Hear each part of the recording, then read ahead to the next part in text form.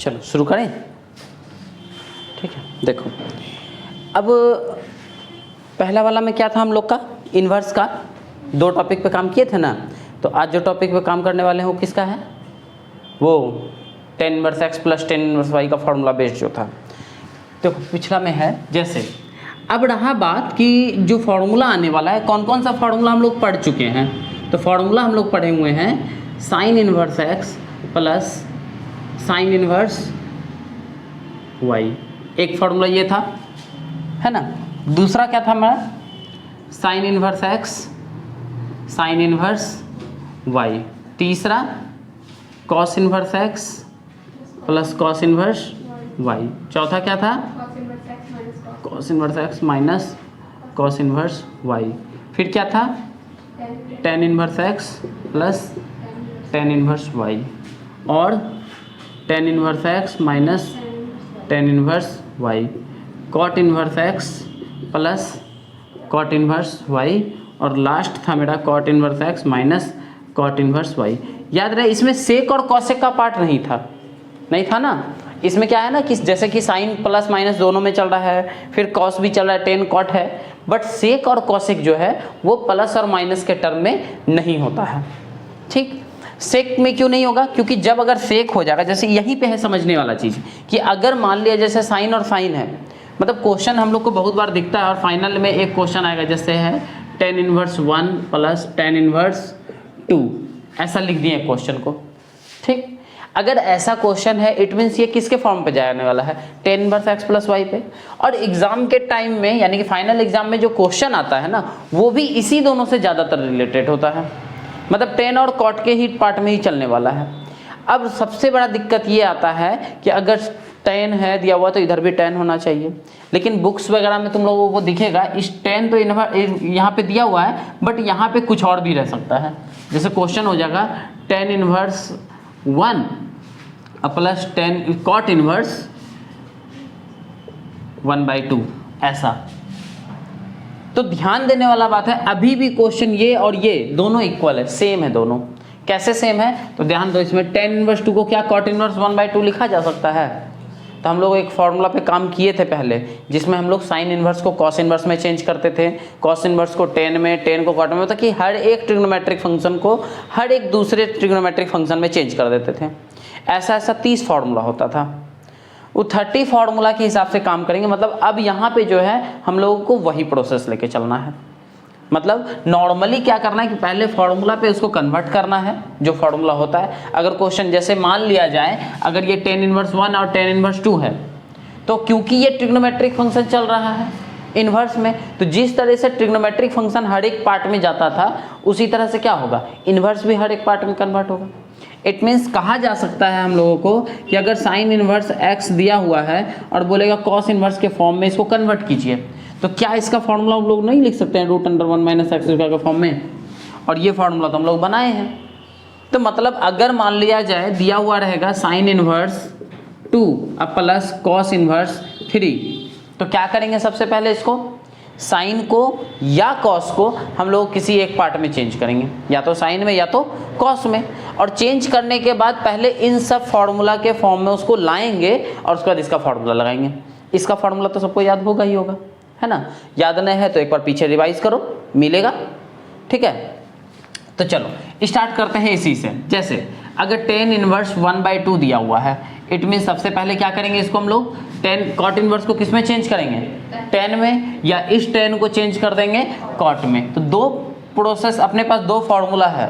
तो बताओ, फार्मूला होता है tan inverse x equal to cot inverse 1/x और cot inverse x equal to tan inverse 1/x। तो बताओ यहाँ पे टेन और कॉट दोनों एक्सचेंज हो सकता है, बट यहाँ पे हम किसको करें, टेन को चेंज करें या कॉट को चेंज करें। क्यों करेंगे ऐसा, अगर चेंज करना है तो हम टेन को भी कर सकते हैं और फार्मूला भी है, बट फिर भी दिमाग में क्या आया कि कॉट को चेंज करेंगे। ऐसा क्यों आया, बिल्कुल क्योंकि यहाँ पे क्वेश्चन क्या है मेरा 1/2 में है।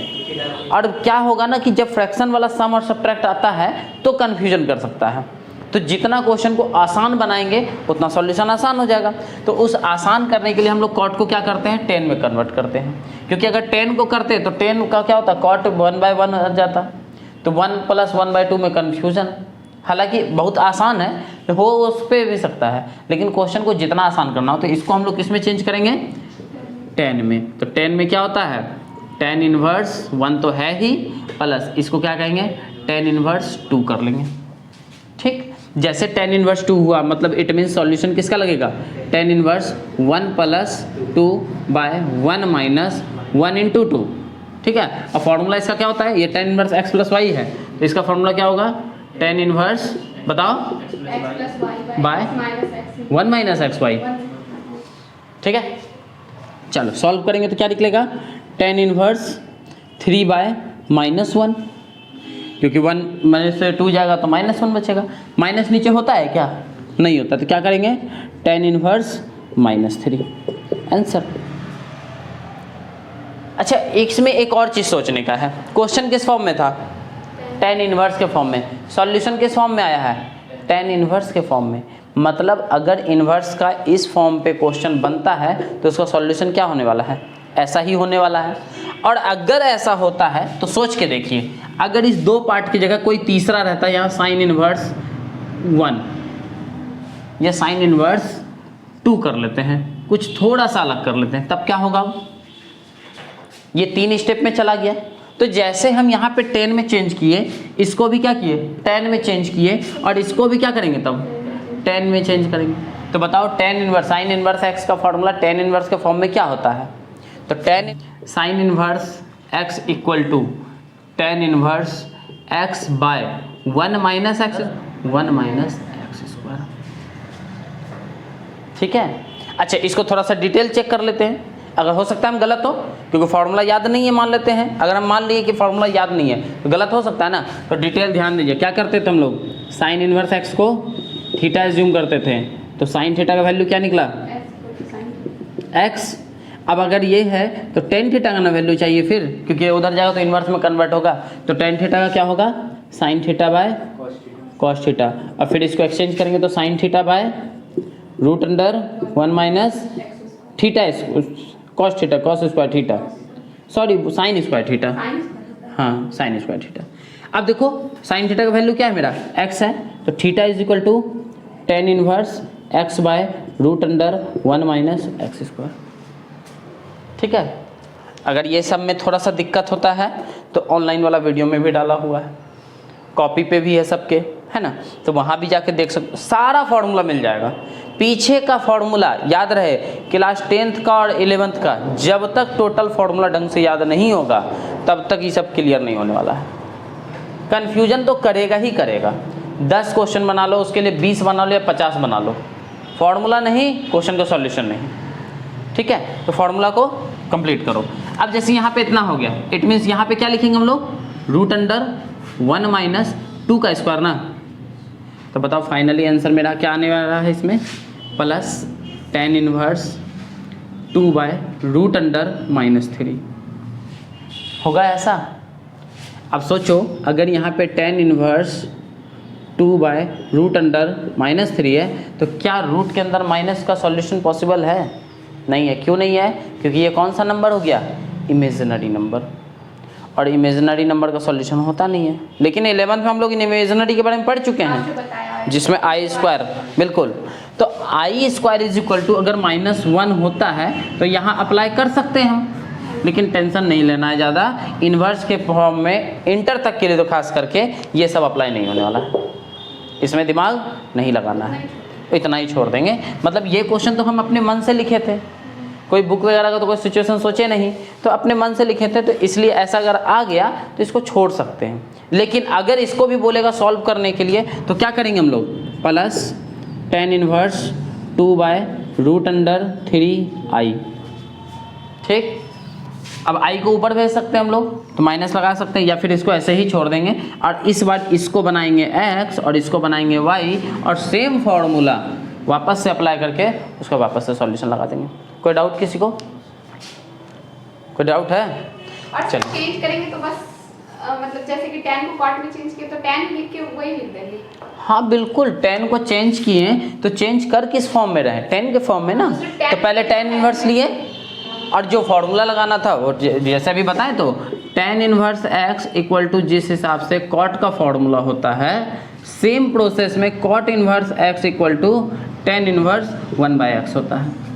ये फॉर्मूला आपको पीछे सारा कराया हुआ है ना, कॉपी पलटो या फिर वीडियो देखो, मिलेगा एकदम, ठीक है।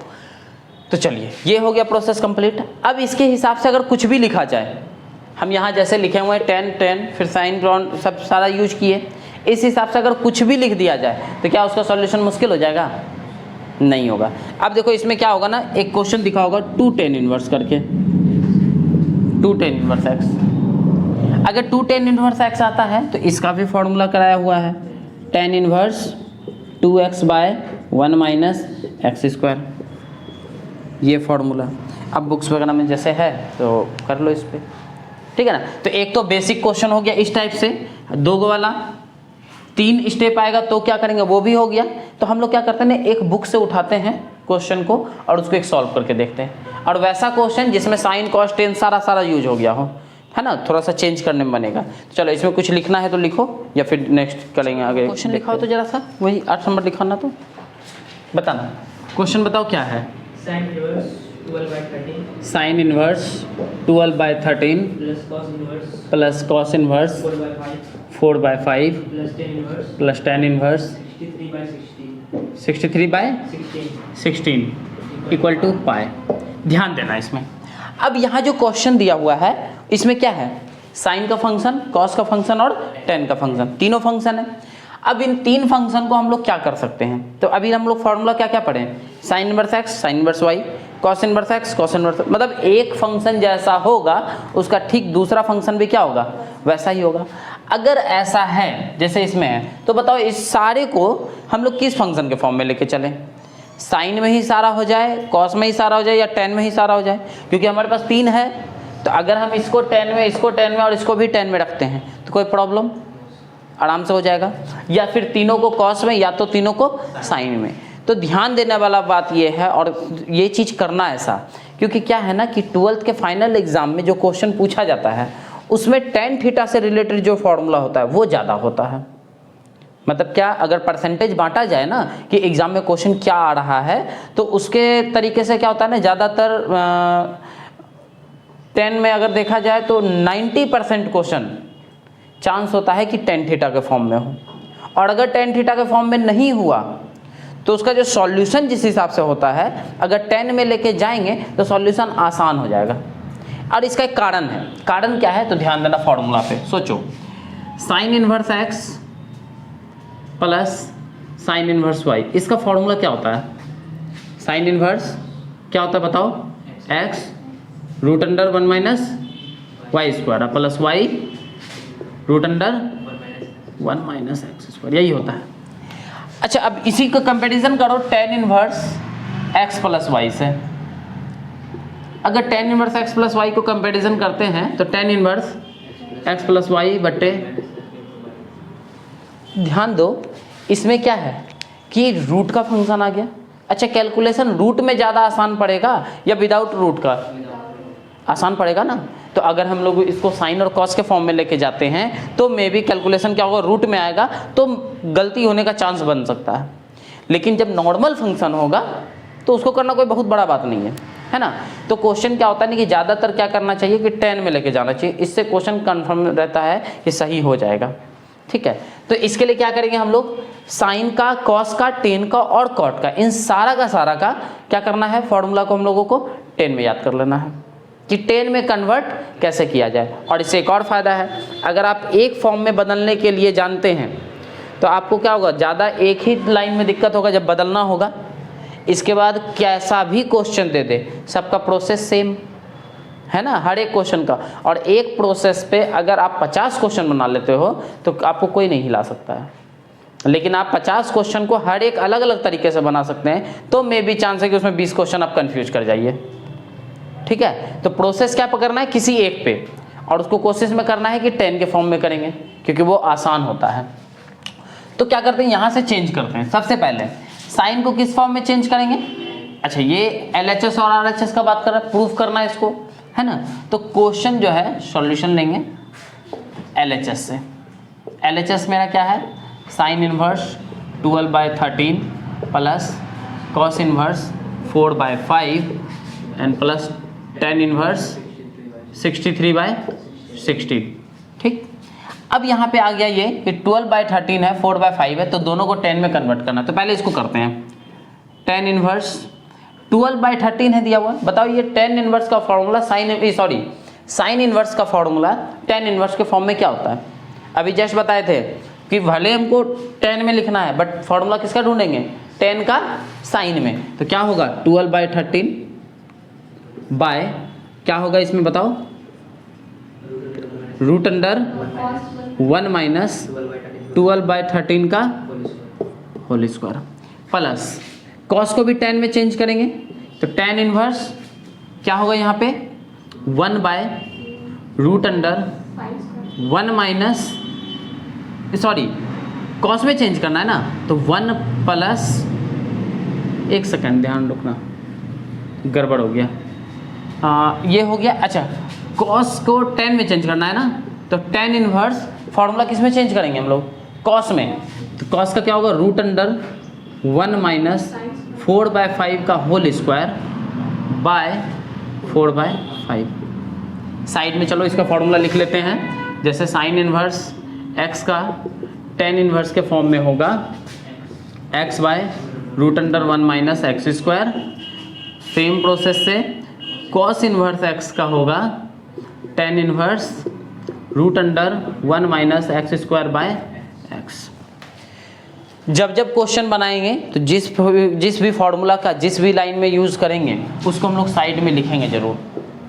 ठीक है, अभी नहीं एग्ज़ाम में भी, कि एग्ज़ाम में जब आप ये सब लिखते हैं तो कॉपी चेक करने वाले को पता होता है कि आप क्या यूज कर रहे हैं। और दूसरा, अगर अभी आप यूज करते हैं तो आपको हर बार फार्मूला लिखने की वजह से क्या होगा ना, फार्मूला ज़्यादातर याद रहेगा।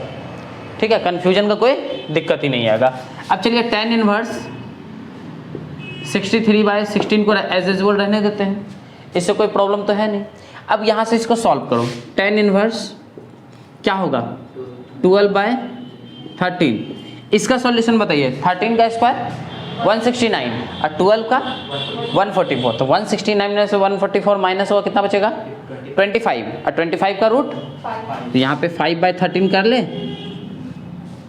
प्लस टेन इनवर्स इसका बताइए 5 का 25, 4 का, तो 25 में से 16 जाएगा 9, 9 का रूट 3, यानी कि 3/5 अब बाय 4/5 होगा। बचा क्या टेन इनवर्स 63/16। ये 5 कैंसिल, ये 13 कैंसिल, बचा क्या 10 इनवर्स 12/5, 10 इनवर्स 3/4। चलिए इसको टेन इनवर्स एक्स और इसको टेन इनवर्स वाई एज्यूम करके सॉल्यूशन कर ले। इस पे क्या होने वाला है इस बार? Tan inverse 12/5 plus 3/4 by 1 minus 12/5 into 3/4 plus tan inverse 63/16 रहने दें। चलिए इसका कैलकुलेशन बताओ। टेन इनवर्स बताइए अगर, अच्छा इसमें भी एक और चीज़ है, देखो यहाँ पे 4 से ना 12 कैंसिल हो रहा है, लग रहा है ना कि आसानी है, कैंसिल कर लेते हैं, लेकिन सोच के देखिए ऊपर का एलसीएम क्या आने वाला है, और अगर इसको हम कैंसिल कर देंगे तो नीचे 20 आएगा क्या? बाद में मल्टीप्लाई में दिक्कत होगा, इसलिए नहीं करते हैं। सीधा क्या करेंगे, क्रॉस मल्टीप्लिकेशन मेथड से इसको जोड़ लेंगे नॉर्मली। तो बताओ 12 4 जा 48 प्लस 5 3 जा 15 बाय 20, टोटल में बाय करते हैं 20 माइनस 36/20। अब देखिए ये 20 कैंसिल हो गया, और नहीं होता तभी क्या करते हैं फिर कन्फ्यूजन, प्लस टेन इनवर्स 63/16। चलो इसको नेक्स्ट देखते हैं। यहाँ इसका सॉल्यूशन क्या होने वाला है? टेन इनवर्स 48 और 15 कितना हो जाएगा जी 63, और यहाँ 12 माइनस 36 क्या होगा -16 होगा क्या? अगर इसको हम लोग डायरेक्ट ऐसा लिख दें -63/16, और यहाँ पे प्लस टेन इनवर्स 63/16। तो ध्यान दो, टेन इनवर्स माइनस एक्स का फॉर्मूला होता है, क्या होता है minus of tan inverse x, मतलब टेन इनवर्स एक्स का direct formula minus of ten inverse 63/16 और प्लस टेन इनवर्स 63/16। 16। ठीक है, तो या तो हम इसको डायरेक्टली क्या कर लेंगे, कैंसिल कर लेंगे, तो 0 हो जाना चाहिए। लेकिन प्रॉब्लम है कि प्रूफ किस में करना है, पाई में। कैसे करेंगे फिर? तब यहाँ पे क्या होगा ना, इस 63 को हम नहीं हटाएंगे यहाँ से। ठीक है, इसको सोचो, अगर ये यही होता तो क्या होता, tan इनवर्स x और tan इनवर्स y। तो हम लोगों को ऐसा नहीं है कि डायरेक्ट आगे बढ़ते चले जाएंगे, जैसे अभी हम लिख दिए, ध्यान नहीं दिए कोई। लेकिन अगर सोचो यहीं पे ध्यान दिया जाता तो प्रूफ के हिसाब से कर चलते ना। तो क्वेश्चन को जब सॉल्व करोगे तो प्रूफ पे ध्यान पूरा रखना है कि हमको लाना क्या है, हम उसी वे में आगे बढ़ेंगे। मतलब यहाँ पे ये लाइन नहीं किया जा सकता है, तो क्या करेंगे हम लोग, डायरेक्ट इसको x और इसको y एज्यूम करो। फिर से वही formula tan inverse x plus tan inverse y। चलो लगाते हैं इस पर, क्या होगा, tan inverse x plus y यानी -63/16 प्लस 63/16 बाय 1 माइनस 63/16 इंटू 63/16। ध्यान देना चाहिए, माइनस प्लस 0 हो गया ना। तो 0 बाय कोई भी नंबर रहेगा उसका सॉल्यूशन क्या होगा, 0 हो जाएगा। मतलब मेरे पास आ क्या गया, tan इनवर्स 0। अब ध्यान दीजिएगा, tan 0 का वैल्यू 0 होता है, बट दिक्कत ये है कि tan 0 यहाँ प्रूफ क्या करना है हमको, पाए। तो tan 180 का वैल्यू भी 0 ही होता है। तो tan 180 का वैल्यू अगर 0 होता है तो यहाँ पे क्या यूज करेंगे हम लोग, tan पाए। ठीक, अब tan पाए, प्रूफ तो पाए करना था ना, tan गया, बच गया क्या, पाए। अच्छा।